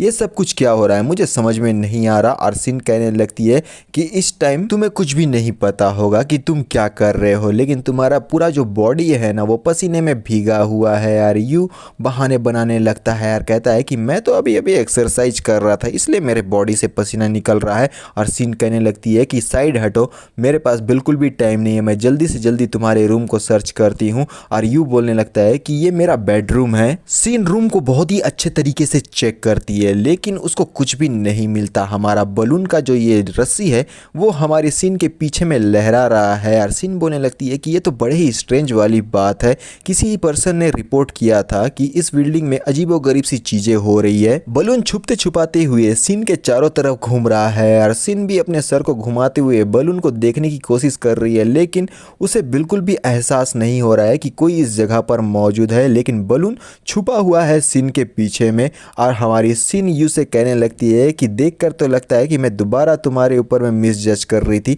मैं माफी चाहती हूँ कि तुम्हारे रेस्ट को मैंने डिस्टर्ब कर लिया, हैंडसम यंग मैन। यू बोलता है कि पुलिस वालों के साथ में कोऑपरेट करने में अच्छा लगता है क्योंकि हम एक अच्छे सिटीजन हैं। और सिन कहने लगती है नेक्स्ट टाइम जब भी तुम एक्सरसाइज करोगे ना तो हैवी एक्सरसाइज बिल्कुल भी मत करना क्योंकि पसीने से तुम्हारा पूरा बॉडी बास मारने लगेगा और लड़कियों को ये बिल्कुल भी पसंद नहीं है। और यू बोलने लगता है कि आपके इस सुझाव को मैं हमेशा याद रखूंगा। और सिन कहती है कि बिल्कुल भी ये सारी चीजें बुरी बात नहीं है, मैं हमेशा तुम्हारा सरनेम याद रखूंगी। फाइनली सिन यहाँ पर से चली जाती है। यू राहत की सांस लेता है लेकिन जैसे ही वो अपने सर को दाएं बाएं करके देखता है वहां पर लिटिल सेवन यानी कि बलून दिखाई ही नहीं देता। वो परेशान होकर बोलने लगता है कि आखिर ये लिटिल सेवन कहाँ चला गया। और जल्दी से दरवाजे को खोलकर जैसे ही बाहर देखता है हमारा ये जो बलून लिटिल सेवन है वो तो सिन के पीछे पीछे भाग रहा है। यू धीरे से फ्रस्ट्रेशन में बोलने लगता है कि साले कुत्ते कमीने, तेरे में दिमाग नाम का चीज नहीं है, वहां पर तू क्या कर रहा है, जल्दी से वापस आ जा वरना हम सब फंस जाएंगे। अब सारी चीजें तो खत्म हो चुकी है पुलिस वाली, लेकिन यू पहुंच चुका है एक पेट शॉप के बाहर में। और अंदर जाने के बाद उसे ओनर गेम खेलता हुआ दिखाई देता है। ओनर कहता है यू से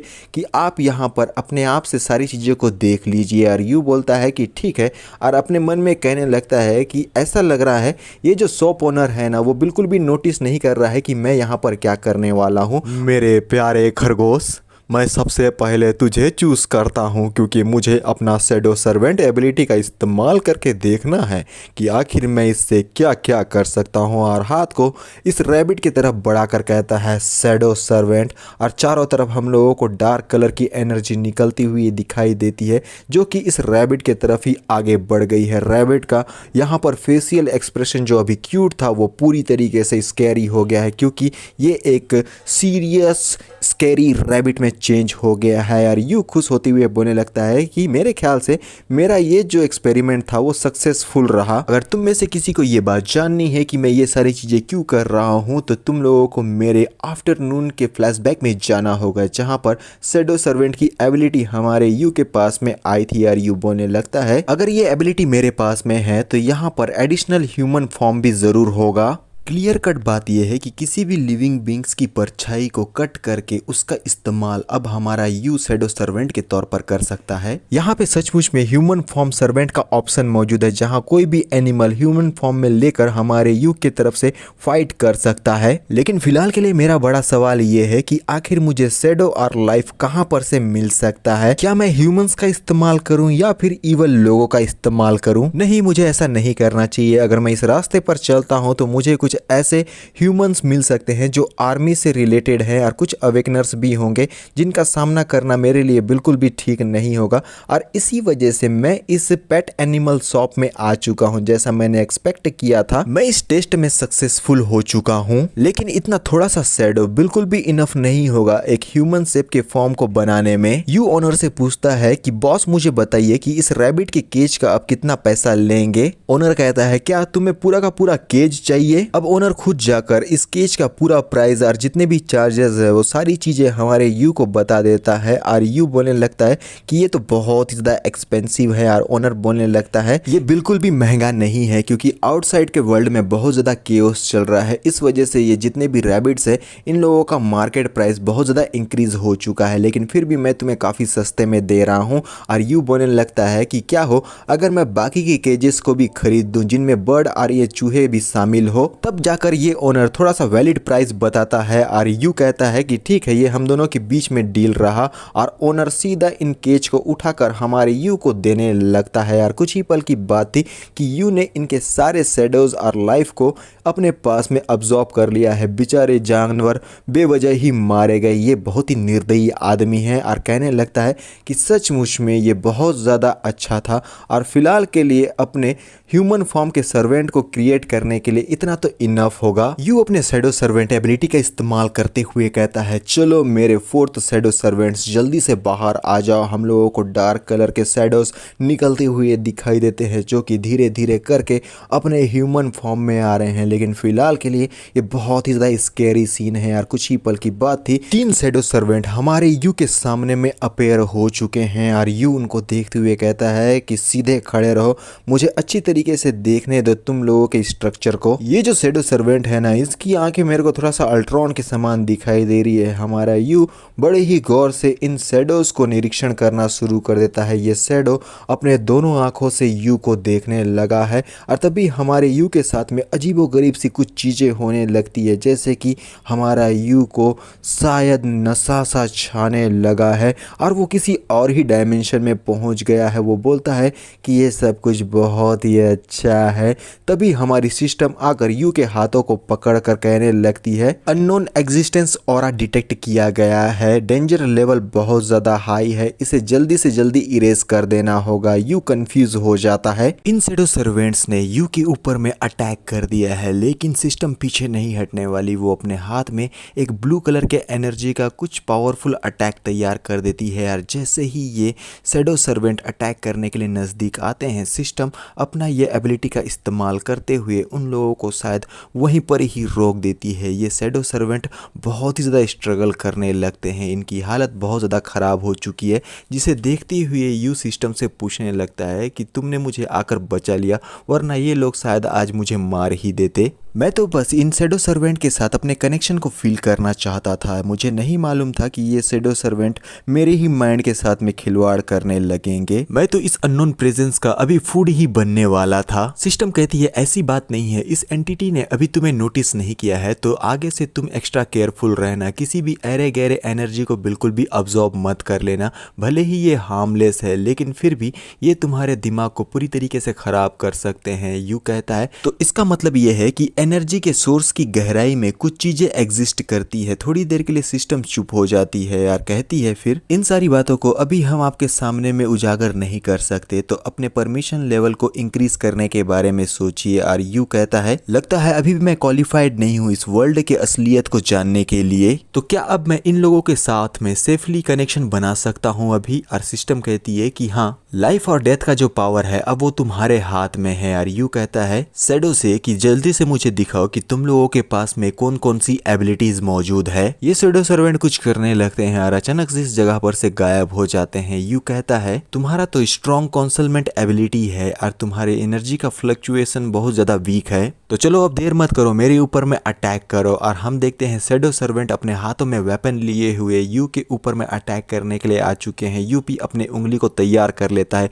इन शैडो सर्वेंट के ऊपर में काउंटर अटैक करने के लिए। जैसे ही वो यू के नजदीक पहुंचते, यू अपनी एबिलिटी का इस्तेमाल करते हुए इन लोगों को दूर के तरफ में ढकेल देता है, यानी कि यू हमारा काफी ज्यादा पावरफुल बन चुका है। और ये जो शैडो सर्वेंट है वो जमीन पर गिरने लगते हैं और अपने आप को संभाल कर एक उठने लगा है, लेकिन उसके बॉडी पर से तुम लोगों को फ्लेम टाइप का ऑरा निकलते हुए दिखाई देगा। और यू कहने लगता है इन सर्वेंट्स को तैयार करने के लिए मुझे हजारों रुपए खर्च करने पड़े हैं, इसलिए ये लोग आसानी से बिल्कुल भी नहीं मर सकते। हेल फायर जल्दी से डिसअपेयर हो जाओ। और शैडोज के ऊपर से हेल फायर डिसअपेयर होने लगता है। यू अपने मन में कहता है इस एक्सपेरिमेंट को कंप्लीट करने के लिए मैंने सारे एनिमल्स को अलग अलग भागों में बांटकर उन लोगों को क्रिएट किया। तो सबसे पहले ये जो बर्ड टाइप सर्वेंट है ये लोग 1.2 स्टैंडर्ड यूनिट के इक्विवेलेंट है, और ये जो रैबिट टाइप सर्वेंट है वो 1.4 स्टैंडर्ड यूनिट के इक्विवेलेंट है। अगर इनकी जगह पर मैं टाइगर और बियर्स को शैडो सर्वेंट के तौर पर क्रिएट करूं तो ये लोग बहुत ज्यादा स्ट्रांग हो सकते हैं। और उसी जगह पर मैं ह्यूमन शैडोज का इस्तेमाल करता हूं तो ये सर्वेंट के पास में शायद इंटेलिजेंस हो सकता है। सचमुच में ये सारी चीजें बहुत ज्यादा सरदर्द कर देने वाली है यार। तभी एक जो शैडो सर्वेंट रहता है उसके साइज के साथ में कुछ होता है। यू कहता है कि रुको, क्या तुमने अभी अभी अपने साइज को छोटा कर दिया? और ये बेवकूफ शैडो सर्वेंट एक टक लगाए हुए यू को देखने लगते हैं। यू कहता है ठीक है, अब मैं समझ गया कि तुम लोग जवाब नहीं देने वाले हो, तो जल्दी से आसपास की चीजों को जाकर सर्च करो और कुछ स्ट्रेंज चीजें पता चले तो मुझे आकर बताओ। शैडो सर्वेंट जमीन में रायते की तरह फैल जाते हैं यार। जैसा यू ने कहा था ये ऐसा ही कर रहे हैं और यू इन सबको देखते हुए बोलने लगता है कि ये सब कुछ काफी ज्यादा अच्छा है। मैंने जितना सोचा था उससे कई गुना ये लोग स्मार्टर हैं। अभी के लिए मेरा जो करंट पावर है वो इनफ है सेल्फ डिफेंस के लिए। मेरी ये सर्वेंट असैसिनेशन और साथ में इंफॉर्मेशन इकट्ठा करने में मेरी काफी मदद करेंगे। मेरा सारा का सारा पावर इन मॉन्स्टर से ही आ रहा है यार, ना ही मैंने कभी कोई ट्रेनिंग या कल्टीवेशन मेथड को ट्राई किया है। अगर सिंपल वर्ड में कहा जाए, मेरे पास स्ट्रेंथ तो है लेकिन मैं प्रॉपरली इसका इस्तेमाल नहीं कर सकता। लेकिन एक बार अवेकन और ट्रेनिंग मेथड का नॉलेज मुझे मिल जाएगा, उसके बाद सारी चीजें चेंज हो जाएगी। ये लोग स्ट्रॉन्ग ही नहीं है बल्कि इनके पास में वियर्ड सीक्रेट का इंफॉर्मेशन भी मौजूद है। अगर मुझे इन सारी चीजों का इंफॉर्मेशन मिल जाता है तो मैं और ज्यादा मटेरियल्स को कलेक्ट कर पाऊंगा। स्टैंडर्ड यूनिट यानी कि झाओजेंग, ये लोग मिडी कोर्स हैं। ये सिर्फ ग्रेड 9 के अवेकनर को रिप्रेजेंट करते हैं, ना कि मॉर्निंग स्टार लेवल के ऊपर वाले को। सिस्टम कहती है कि अगर तुम अवेकन वर्ल्ड के बारे में इतना सारी बातों को जानना चाहते हो तो क्यों ना तुम इंटरनेट से पूछ लो। और यू कहता है क्या तुम सच में ऑनलाइन इंफॉर्मेशन पर ट्रस्ट करती हो? और सिस्टम कहती है कि एक बार ट्राई करने में क्या जाता है, करके देख ही लो। एक बंदा कंप्यूटर में मैसेज पढ़ने लगता है जो कि हमारे यू का है। और यू ने लिखा था क्या अवेकनर अपने लाइफ स्पैन को एक्सटेंड कर सकते हैं? आखिर अवेकनर्स क्या खाते हैं? क्या अवेकनर्स के बच्चे भी अवेकन होते हैं? इन सारे क्वेश्चन को पढ़ने के बाद ये बंदा कंफ्यूज हो जाता है। ये बंदा यू से कहता है कि मेरे प्रोफाइल पेज को गौर से देखो, मैं एक नोवल अवेकनर हूँ। एक नोवल अवेकनर हमेशा मॉन्स्टर को एलिमिनेट करने के बारे में बातें करता है क्योंकि इनका कैलिबर बहुत ज्यादा हाई होता है। और यू मुस्कुराते हुए बोलता है कि चलो कोई तो मछली मेरे जाल में फंसी। फिर इस बंदे से कहता है लेकिन तुम्हारे प्रोफाइल पेज में तो फोरम के बारे में कुछ भी नहीं लिखा है। और ये बंदा फ्रस्ट्रेटेड होते हुए कहता है कि आखिर तुम मेरी दुखती रक्त पे हाथ क्यों रख रहे हो? मैं अभी तक सेकंड टायर तक पहुंच नहीं पाया हूं, इसलिए मेरा रजिस्ट्रेशन नहीं हुआ। फॉरम में एंट्री करने के लिए इंप्रेसिव स्टेटस और पावर की रिक्वायरमेंट होती है। सबसे पहले अकाउंट बनाने के लिए तुम्हें तो सेकंड टायर अवेकनर होना चाहिए, फिर अपने आइडेंटिटी इंफॉर्मेशन को वहां पर सबमिट करना होगा। सिर्फ इतना ही काफी नहीं है, तुम्हें हाई लेवल के सप्लाईज को भी एक्सचेंज करना होगा साथ में। यू अपने मन में कहता है कि अगर मैंने अपने आइडेंटिटी के बारे में लोगों को बता दिया तो मिलिट्री के लोग मेरे ऊपर में निगरानी करेंगे। क्या मुझे दूसरे आदमी के अकाउंट को चुरा लेना चाहिए? ये लड़का कहता है कि आखिर ये बंदा मुझे रिप्लाई क्यों नहीं कर रहा है? क्या उसे कुछ फ्लो मिल गया है? नहीं, ऐसा बिल्कुल भी नहीं हो सकता, मैं तो अवेकनर का बिग शॉट हूँ। यू कहता है कि तुम्हारी बातों को सुनकर तो मुझे सच्ची लग रही है, लेकिन फिर भी दूसरी तरफ मुझे ये ख्याल आ रहा है कि तुम एक स्कैमर भी हो सकते हो। तो क्या तुम सचमुच में अवेकनर फॉरम से बिलोंग करते हो? ये बंदा गुस्से में टेबल पर मारता है। फिर वो सोचता है, कहता है कि नहीं, मुझे कोई तो एविडेंस इसे देना ही होगा जिसके बाद ये मेरे ऊपर शक ना करे, क्योंकि इसका ये शक मुझे मेरे ऊपर में मारे गए थप्पड़ के समान लग रहा है। ये बंदा एक इन्विटेशन दिखाते हुए बोलता है कि अपनी आंख को अच्छे से खोल कर देख, ये है नाइट मार्केट का इन्विटेशन। हर सिटी के अवेकनर्स को इसके बारे में अच्छे से पता है। तो क्या अब भी तू मेरे ऊपर में यकीन नहीं करेगा? तो जाकर पूछ ले बाकी लोगों से। यू कहता है ये तो इन्विटेशन का बस कवर है, इस तरीके की चीजें तो कोई भी सामने में लेकर आ सकता है। अभी कुछ टाइम पहले मुझे ऐसे बहुत सारी चीजें दिखाई गई थी और लोगों ने मुझसे कहा था कि वो मुझे खूबसूरत प्रिंसेस से भी मिलवाएंगे। ये बंदा और भी गुस्से में कहता है कि अबे अंधे, अपनी आंख को अच्छे से खोल कर देख, ये रियल कंटेंट है जो 5 सेकंड में डिलीट हो जाता है। यू कहता है अरे मेरे औजार, अब मैं तुझसे अलविदा लेता हूँ। और इस बंदे को यू वहीं पर ही ब्लॉक कर देता है, जिसका नोटिफिकेशन उसके स्क्रीन पर आता है। ये बंदा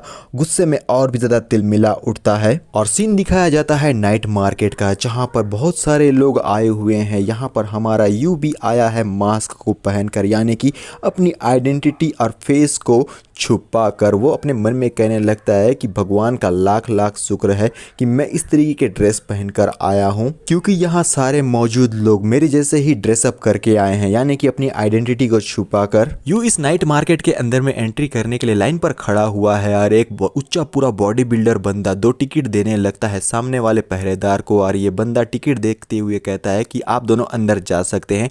और यू कहने लगता है यहाँ के जो गेट कीपर्स है वो ऑलरेडी 3rd टायर के अवेकनर पावर पावर वाले हैं। लगता है कि मुझे इनके ऊपर में कुछ ट्रिक्स का इस्तेमाल करना होगा। अचानक से यू अपने बॉडी से डार्क एनर्जी को रिलीज करने लगता है जो बहुत ही ज्यादा पावरफुल और स्ट्रांग है। इसे देखते हुए पहरेदार तो बहुत बुरी तरीके से चौंक जाते हैं, लेकिन यू अपने बॉडी से अभी भी डार्क एनर्जी को कंटिन्यूसली रिलीज कर रहा है। और सामने में जो दो बंदे थे उनमें से सब बॉडी बिल्डर मैन कहने लगता है कि आखिर ये बंदा है कौन, क्योंकि इसे देखने के बाद ऐसा लगता है कि ये बहुत ही ज़्यादा स्ट्रांग है जिसके साथ हमें बिल्कुल भी पंगा नहीं लेना चाहिए। और उसका साथी बोलने लगता है ये तो बस एक्सचेंज करने वाला ऑर्डिनरी सा नाइट मार्केट होना चाहिए था, आखिर इतना टेरिफाइंग ऑरा वाला बंदा कहां पर से अपेयर हो गया। यू कहता है अपने मन में कि मैं तो बस थोड़ा सा मिस्टीरियस सा एक्ट करना चाहता था, लेकिन सारे लोगों के फेस को देखने के बाद ऐसा लगता है कि मैंने कुछ ज्यादा ही कर दिया। और फिर पहरेदारों से कहता है कि मैं माफी चाहता हूं, मैं अपना इन्विटेशन को खो चुका हूं। और पहरेदार कहते हैं सर तो क्या आप भी यहाँ नाइट मार्केट को अटेंड करने के लिए आए हैं, तो प्लीज आप इस रास्ते से अंदर जाइए। और यू कहता है तो क्या मुझे यहाँ पर कुछ पूछताछ नहीं किया जाएगा। और गार्ड कहता है कि आखिर आप जैसे लोगों से हम पूछताछ कैसे कर सकते हैं, प्लीज आप अंदर जाइए। लेकिन सर मैं आपको ये भी बताना चाहता हूँ कि हमारे जो बॉस है ना वो बहुत ज्यादा अच्छे हैं, आपके साथ वो दोस्ती करके काफी ज्यादा अच्छा महसूस करेंगे। और यू अपने मन में कहता है अपने पास में पावर होना बहुत ज्यादा ग्रेट फील करवाता है, क्योंकि गेट कीपर भी कुछ सवाल जवाब नहीं करते। यू अब नाइट मार्केट की और आगे में बढ़ चुका है, जहां रास्ते में मसाल जल रहे हैं, ठंडी ठंडी हवाएं चल रही है, रात का मौसम है ना इसलिए ठंडी हवा चल रही है। और मार्केट की तरफ हम लोगों को दिखाया जाता है कि ये जो लोग हैं वो अपना चटाई बिस्तर बिछवा कर बहुत सारे मटेरियल्स को सामने में रखे हुए हैं। यहाँ पर अलग अलग प्रकार के मटेरियल्स है, पता नहीं कौन से हैं लेकिन है तो मटेरियल्स, कुछ फेक भी हो सकते हैं कुछ रियल भी हो सकते हैं। यू अपने मन में कहने लगता है तो ये है नाइट मार्केट, ये तो सचमुच में नाइट मार्केट कहलाने के लायक भी है। यू चलते चलते एक बंदे के पास पहुंच जाता है जिसके चटाई में दो प्रोडक्ट रखे हुए हैं, जिनमें से एक प्रोडक्ट है बोर टस्क जिसे वेपन के तौर पर क्राफ्ट किया जा सकता है, और दूसरा है 3 हेडेड वल्चर जिसका इस्तेमाल एफ्रोडिसिक को तैयार करने में किया जा सकता है। यू अपने मन में कहता है मुझे लगा था कि यहाँ पर कुछ कीमती चीजें मुझे मिलेगी, लेकिन ये सारी चीजें तो नॉर्मल स्टॉल में भी मिल जाती है। अब यहाँ पर ये जो लोग मौजूद है वो लोग कुछ चीजों की वजह से हमारे यू से थोड़ा सा अजीबोगरीब सा बिहेव कर रहे हैं। और यू यहाँ पर सुनता है कि एक बंदा दूसरे बंदे से कह रहा है कि उसके तरफ आंख टिकाकर मत देखते रहो, क्योंकि ये बहुत बड़ा बिग शॉट है, अगर ये गुस्सा हो गया तो हम लोगों का यहीं पर खात्मा कर देगा। यू कहता है कि अब मैं समझ रहा हूँ कि ये सारे लोग मिलकर मुझे इस तरीके से अवॉइड क्यों कर रहे हैं, क्योंकि मैंने यहाँ एंट्री लेते समय ही यहाँ पर के लोगों को डरा दिया। लेकिन इससे मेरा ये नुकसान हो गया है कि मैं अवेकनर्स के साथ में कम्युनिकेशन नहीं कर पा रहा। यू एक लड़की के स्टॉल को देखता है जहाँ पर बहुत सारे बुक्स रखे हुए हैं और अपने मन में कहता है ये तो basic knowledge spiritual cultivation technique है, बहुत बढ़िया, यही चीजें तो मुझे चाहिए थी। लेकिन फिर भी मैं लोगों के सामने में एक्साइटेड शो नहीं कर सकता, मुझे अभी भी कूल बिहेव करना होगा। यू सामने एक पोशन को देखता है और उसे देखते हुए सोचने लगता है, वो सोच नहीं रहा है बल्कि कूल बिहेव कर रहा है, और उस पोशन को अपने हाथ में उठाकर बोलता है ये तो 5 ब्यूरियल कॉर्पस पॉइजन है। लड़की बताती है कि इसे नए तरीके से कॉर्पस से पॉइजन कॉर्पस में रिफाइन किया गया है, अभी का ये नया माल है। साथ ही 5 ब्यूरियल कॉर्पस पॉइजन बहुत ही ज्यादा स्ट्रॉन्ग है, ये फ्लैश टाइप के मॉन्स्टर को आसानी से डिस्ट्रॉय कर सकता है, और अगर तुम अपना पूरा बॉटल का इस्तेमाल कर देते हो तो यहाँ तक कि मॉर्निंग स्टार लेवल का मॉन्स्टर भी इसके सामने नहीं टिक पाएगा, बहुत बुरी तरीके से इंजर्ड हो जाएगा। और यू कहता है कि इसका जो इफेक्ट तुमने मुझे बताया है सुन के तो बहुत ही जबरदस्त लग रहा है, लेकिन फिर भी ये बस एक नॉर्मल सा आइटम ही है, इससे ज्यादा कुछ नहीं, मेरे सामने में ये यूजलेस है। लेकिन तुम्हारे पास जो बुक्स रखे हुए हैं ये किसी तरीके से मेरे लिए काफी ज्यादा काम कर सकते हैं, तो क्यों ना तुम उठाकर इन बुक्स को मुझे दो। और लड़की कहने लगती है क्या बुक्स, तो क्या आप इन बुक्स को अपने फैमिली के यंगर जनरेशन के लिए लेकर जा रहे हैं। लड़की कहती है कि इन सारी चीजों को बाय करने के लिए बहुत बहुत शुक्रिया, लेकिन इन सारी चीजों को आपको मुझे 10 स्पिरिट कॉइन देना होगा। और यू अपने मन में कहता है कि स्पिरिट कॉइन, आखिर ये क्या चीज होता है यार, ये दिखता कैसे है। यहाँ पर 13 हैंड रिटन कॉपीज मौजूद है जिसके कंटेंट को मैंने डिटेल से अच्छी तरीके से देख लिया है, हर एक बुक के लिए एक स्पिरिट कॉइन बिल्कुल वर्दियत होगा। अब यहाँ पर हमारा यू जो है उसको बाय नहीं कर पा रहा है क्योंकि उसे पता ही नहीं है कि ये स्पिरिट कॉइन होता क्या है। इसी वजह से ये जो सारे लोग हैं वो हमारे यू के बारे में बातें बोलने लगते हैं कि वो शायद बस उस लड़की का टाइम को बर्बाद करना चाहता है और किसी भी तरीके से वो उन बुक्स को नहीं बाय करेगा। और दूसरा बंदा कहने लगता है कि हो सकता है कि उस बंदे ने अपने साथ पैसा लाना ही भूल गया है यार। तभी यहाँ पर मंकी किंग के जैसे दिखने वाला एक बंदा अपेयर होकर ठहाक ठहाके मारकर हंसते हुए कहने लगता है कि तुम सारे के सारे बहुत बड़े बेवकूफ़ हो जो इतने आसानी से बेवकूफ़ बन गए। और लोग कहने लगते हैं कि आखिर तुम होते कौन हो हम लोगों को बेवकूफ़ बोलने वाले। और ये मंकी किंग कहने लगता है, इसके सारी चीज़ों को अच्छी तरीके से एनालाइज करने के बाद मैं ये समझ गया हूँ कि ये एक ऑर्डिनरी पर्सन है जो अवेकनर की तरह यहाँ पर दिखावा कर रहा है। यूँ तो कुछ नहीं बोलता लेकिन पीछे से लोग इसी बारे में बात करने लगते हैं। और ये बंदा कहता है कि बच्चे जल्दी से अपने लंबे कपड़े को यहाँ पर से हटा दो और अपना असली रूप हम लोगों को दिखाओ, वरना हम गार्ड को जाकर तुम्हारी सारी सच्चाई बता देंगे और वो तुम्हें पकड़कर धक्के मारते हुए लात घूसों के साथ इस नाइट मार्केट से बाहर निकाल देंगे। यू खड़े हो जाता है और कहता है कि तो क्या तुम मुझे ब्लैकमेल करके डरा रहे हो। और मंकी किंग कहता है कि नहीं, ये बस थ्रेट नहीं है, मैं तो सच्चाई बता रहा हूँ। यू एकदम सीरियस हो जाता है, कहता है कि मैंने तुमसे बड़ा बेवकूफ़ अपनी ज़िंदगी में नहीं देखा जो अपनी लाइफ और डेथ के बीच में सही चुनाव नहीं कर पा रहा। यू की बॉडी से डार्क पिंक एनर्जी रिलीज होने लगती है। अब यू सचमुच में बहुत ही ज़्यादा सीरियस हो गया है। यू के शैडो सर्वेंट जाकर इस मंकी किंग को पकड़कर हवा में ही उठा लेते हैं। उसके गले को पकड़ लिया है जिस वजह से वो काफ़ी ज़्यादा स्ट्रगल कर रहा है और साथ ही उसके हाथ और पैरों को भी पकड़ लिया गया है। उसका पूरा बॉडी काँप रहा है। वो मना करने लगता है यू को आगे के एक्शन लेने से, लेकिन यू ने तो अपने शैडो को उसके सामने में खड़ा कर दिया है। और शैडो बहुत ही ज़्यादा खतरनाक और खौफनाक दिखाई दे रहा है। और हमारा शैडो जैसे ही इस मंकी किंग को छोड़ता है वो ज़मीन पर अपने बम के दम पर गिरता है, बहुत ज़ोर की लगी होगी। और एक बंदा जो लिफाफे को अपने मुंह पर ओढ़े हुए है वो कहने लगता है कि देखो इस बंदे ने उसके साथ बदतमीजी की थी और उस पावरफुल बंदे ने इसका बुरा हाल कर दिया। और दूसरा बंदा कहने लगता है हंसते हुए कि देखो इसने मंकी किंग का मास्क चूज़ किया था, लेकिन लोगों के सामने ये सचमुच में अब बंदर की तरह दिखाई दे रहा है। और ये मंकी किंग जिसने अपना मजाक उड़वा लिया है पिछवाड़े को रगड़ते हुए कहता है कि बास्टर्ड, तूने मेरा इस तरीके से लोगों के सामने में बेइज्जती करके बिल्कुल भी ठीक नहीं किया है। तू मेरे बारे में नहीं जानता है,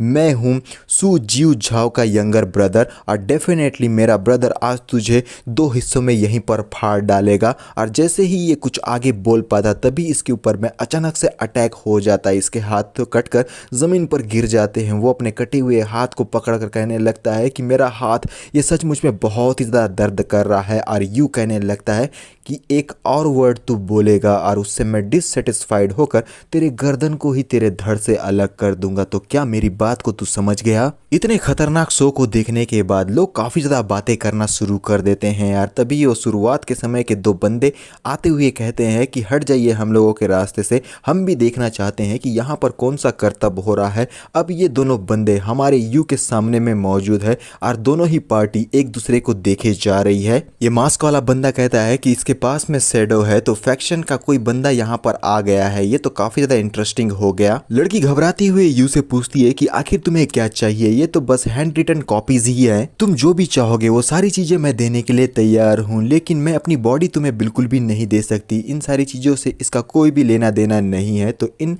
हैंड रिटन बुक्स को तुम अपने साथ ले जा सकते हो। यू कहता है कि तुम्हारा ये जो चेस्ट है ना वो बहुत ज्यादा फ्लैट है, इसलिए मुझे ये तो बिल्कुल भी नहीं चाहिए। और लड़की बोलती है क्या फ्लैट चेस्ट, और उसे बुक के समान अपना फिगर नजर आता है। यू अपने पास से ट्विस्टेड स्पाइडर वेनम सेक को निकालकर उसे देते हुए बोलता है कि मैं इस तरीके से पेमेंट करना चाहूंगा, तो क्या ये सफिशिएंट है? और लड़की के मुंह में तो पानी ही आ जाता है। वो बोलती है ये तो एक कंप्लीट ट्विस्टेड स्पाइडर वेनम सेक है, साथ ही इसका एक्सट्रैक्शन टेक्निक बहुत ही ज्यादा परफेक्ट स्पेशल सीक्रेट मेथड से बनाया गया है। यहाँ तक कि मॉर्निंग स्टार लेवल के एक्सपर्ट भी इस तरीके से एक्सट्रैक्ट नहीं कर सकते। एक इनकम्प्लीट ट्विस्टेड वेनम सेक जो कि 10,000 स्पिरिट कॉइन्स के बराबर होता है। लास्ट टाइम मैंने एक ऑक्शन में देखा हुआ था कि किसी तरीके से कंप्लीट किया गया ट्विस्टेड वेनम सेक को 1 लाख स्पिरिट कॉइन में बेचा गया। यू अपने मन में कहता है तो एक 1 स्टार मटेरियल इतना ज्यादा वैल्यूएबल होता है, मेरा एक्सट्रैक्शन एबिलिटी तो सचमुच में बहुत ही ज्यादा कमाल का है। फिर वो खासते हुए बोलता है तो क्या ये पे करने के लिए इनफ होगा? लड़की कहती है अरे ये तो बिल्कुल भी वर्दियत है, इसके लिए तो मैं तुम्हें 1 लाख हैंड रिटन कॉपीज और कुछ सीक्रेट मेथड भी दे सकती हूँ, लेकिन मेरे पास जितने भी ये हैंड रिटन कॉपीज है इसके लिए ये चीज बिल्कुल भी वर्दियत नहीं होगा। यू अपने मन में कहता है कि मैं इस चीज का इस्तेमाल इसलिए कर रहा हूँ क्योंकि मेरे पास में कोई भी स्पिरिट कॉइन नहीं है। लड़की से कहता है कि बच्ची तुम बहुत ज्यादा इंटरेस्टिंग हो, अभी के लिए इसे एक्सेप्ट कर लो, अगर मुझे कुछ रिक्वेस्ट करना होगा तुमसे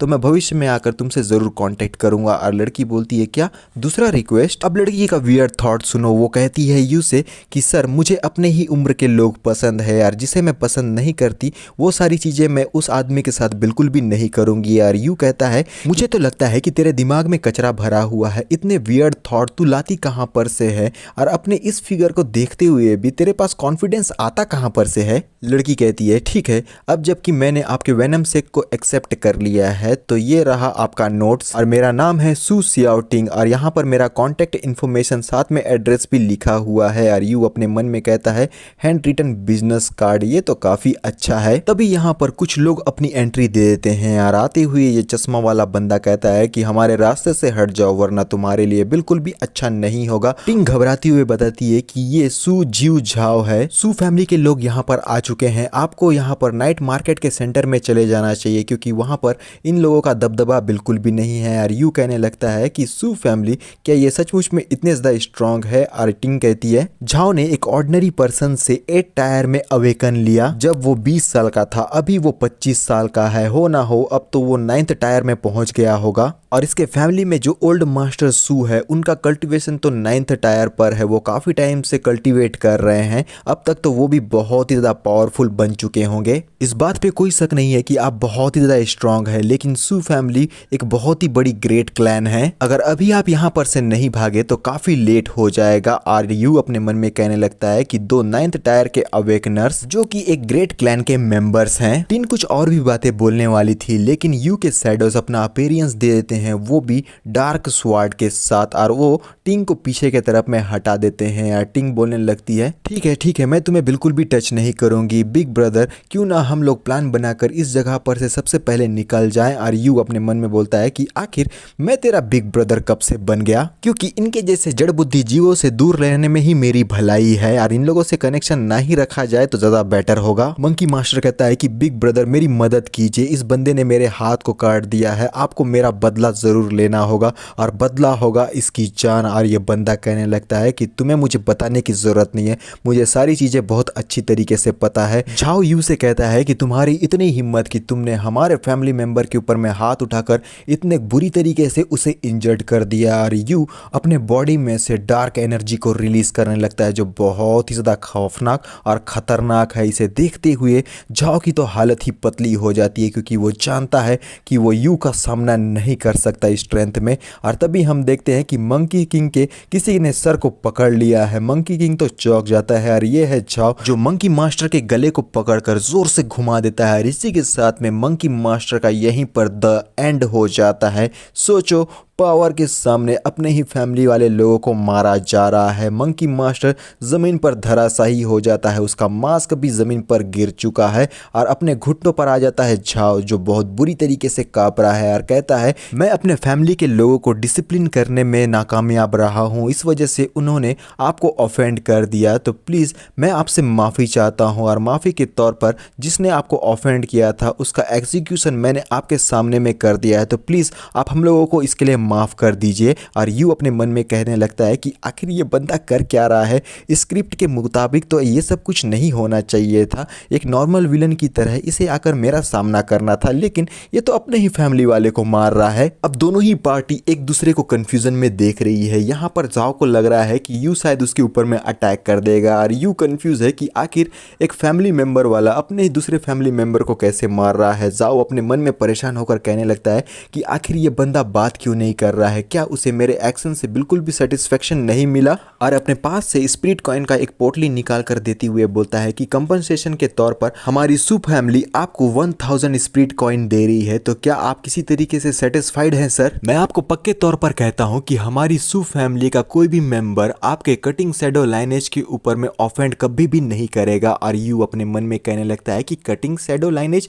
आखिर अब ये क्या चीज है, क्या ये कोई मीडियोकॉर फैमिली है? मेरे को तो अब ऐसा लग रहा है कि इन लोगों ने मुझे कोई और ही बंदा समझ लिया है। लगता है कि फ्लो के साथ में बहने में मेरी भलाई है और कहता है कि चलो मैं तुम्हारी इस बात को मान लेता हूं कि अब हम लोगों के बीच में कोई भी ग्रज नहीं होगा। शैडो 1000 स्पिरिट कॉइन के उस थैले को ले लेता है और झाओ कहने लगता है तो ठीक है सर, अब मैं यहाँ पर से जा रहा हूँ। और यू कहता है ठीक है तुम यहाँ पर से जा सकते हो। झाओ के पीछे ये जोकर बंदा कहने लगता है कि फैमिली के हेड आखिर आपने अपने यंगर ब्रदर को जान से क्यों मार दिया। झाओ जो बहुत ज्यादा डरा हुआ है वो कहता है हम लोग बस जाल में फंस ही गए थे। वो बंदा कटिंग शैडो लाइनेज से बिलोंग करता है। ये जोकर तो पूरी तरीके से कंफ्यूज हो जाता है और झाओ बताने लगता है कि कटिंग शैडो लाइनेज जो है ना, वो शैडो एनर्जी का इस्तेमाल करती है स्पेशल कॉर्पस को रिफाइन करके रिचुअल के थ्रू, जिसके बाद वो शैडो सेंटिनल बन जाते हैं और उसके बाद वो उन्हें सर्व करते हैं। शैडो सेंटिनल्स जन्म से ही असेशन होते हैं, उनका स्ट्रेंथ और पावर बहुत ही ज्यादा हाई लेवल पर होता है और इस ऑर्गेनाइजेशन ने बहुत सारे नेशंस के ऊपर में अपना दबदबा कायम किया हुआ है और ऐसे लोगों से उलझना हमारे लिए और हमारे फैमिली के लिए बिल्कुल भी ठीक नहीं है। शैडो सेंटिनल का रिक्वायरमेंट बहुत भारी एनर्जी से रिफाइन करके बनता है, यहाँ तक कि एलिट क्लास के जो मेंबर्स है